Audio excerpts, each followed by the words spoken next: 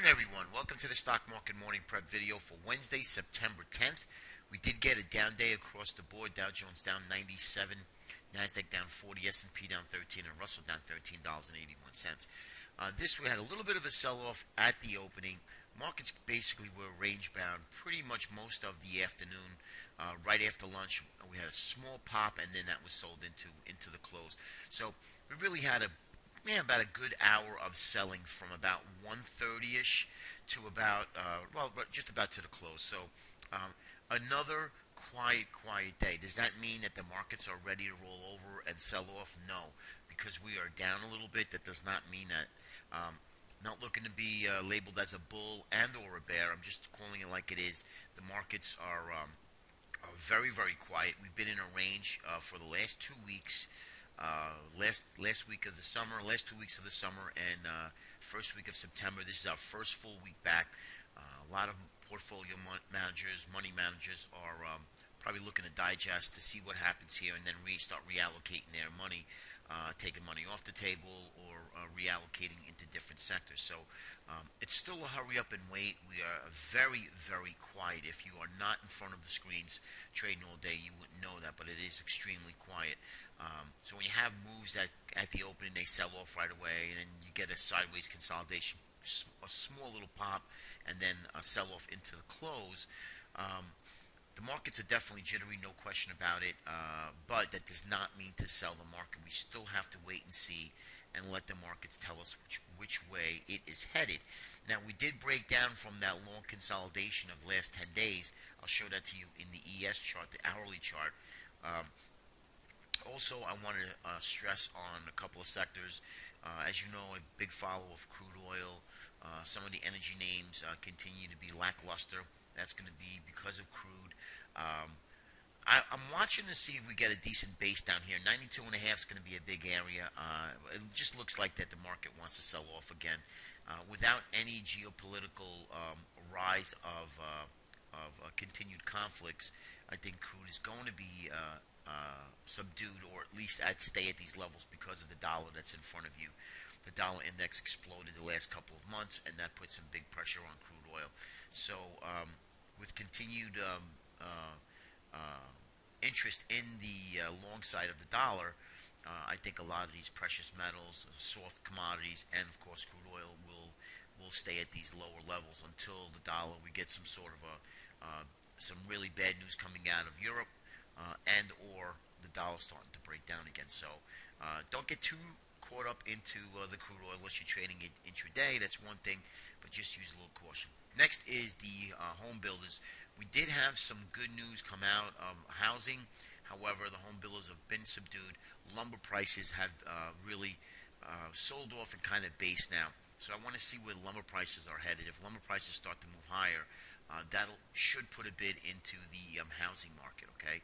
But a lot of stocks are technology, a lot of semiconductors are starting to roll over again as well. So that's something to keep an eye on.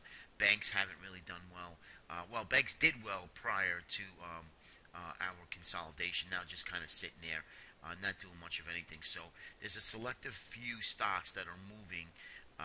So we want to keep an eye on different sectors too. When we do get this rotation, which we will get, and it's only a matter of time, could be days, could be weeks, but we are going to get a pickup in volatility as everybody now is back to work again. So just needs a little bit of patience, and then we can really start beginning trading again. All right, so bonds. Do we buy bonds here? No. Why? Because bonds have reverted, broke all of the averages, and are moving lower again, which is a good sign for equities. It's just that right now we don't want to be buying bonds, right? All of these pullbacks were bought, but why?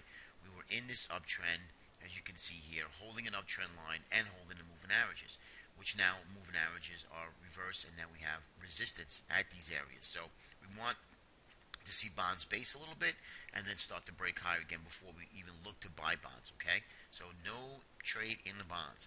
All right, daily chart of the ES. As you can see, this explosive move up about 12 out of 15 trading days, sideways for 10. We did break this little area of consolidation, and now we're holding that middle trend line. So Is this really bearish? No, not at all. It's actually quite bullish still. We're still holding this trend line area. We still holding the middle trend line of this long-term uptrend channel from 2012.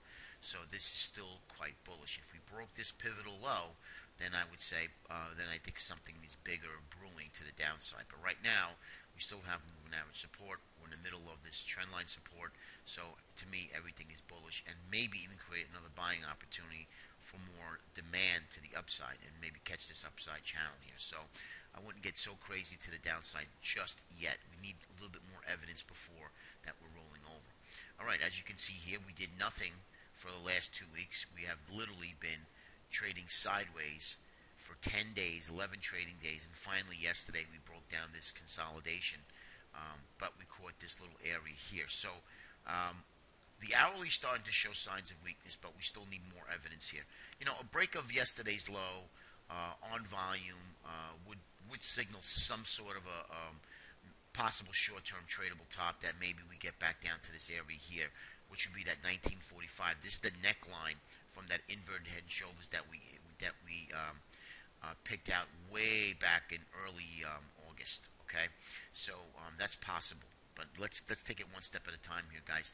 We're still very quiet. It's actually amazing how quiet we are coming off of the holiday, and everybody's back to work. Now let's take a look at the diamonds. Look at some of these indices.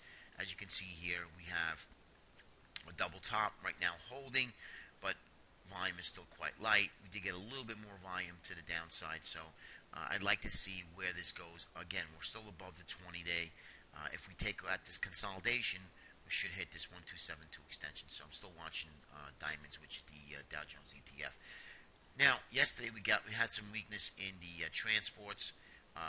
So looking okay. It's still bullish. There's nothing wrong with this. We're still above the upper trend line, which would be the first target, which coincides nicely with the 20-day moving average. Even if it got down to there, it's still bullish. We still have a lot of work to do to break a lot of these areas of support. And then, of course, the first test would be this uptrend channel, the lower part of the uptrend channel, and then, of course, this pivotal low here. Okay, where we called from this pivotal low. On this first sell-off in August, we said this will be the first target, and sure enough, it hit it right to the penny. All right, and then let's take a look at a couple more.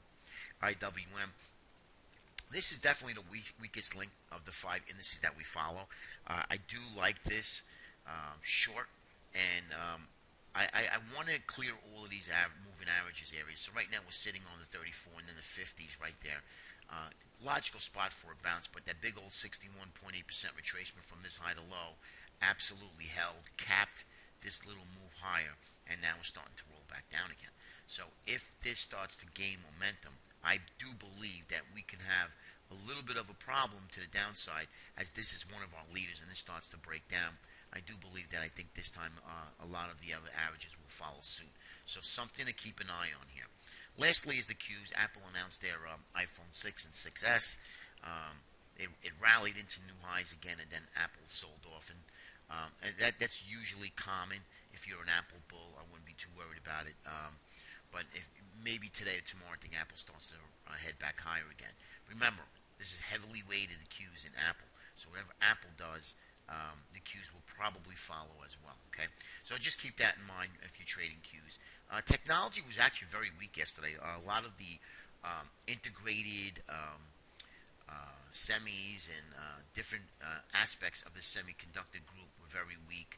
They sold off. Some of the higher flyer, high beta names were very weak yesterday as well. So also keep an eye on some of these leaders of the stocks that they follow, like a lot of these LinkedIn's, Tesla, Baidu, Priceline.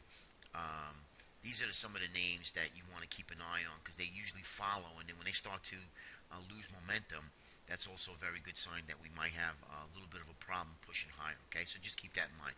All right, guys, have a great day today. Hopefully we get some movement. It has been very quiet, and I'll tell you, it's tough sitting there not doing much of anything. But remember, cash is definitely a position, so keep that in mind. Have a great day. We'll speak to you tomorrow. Take care.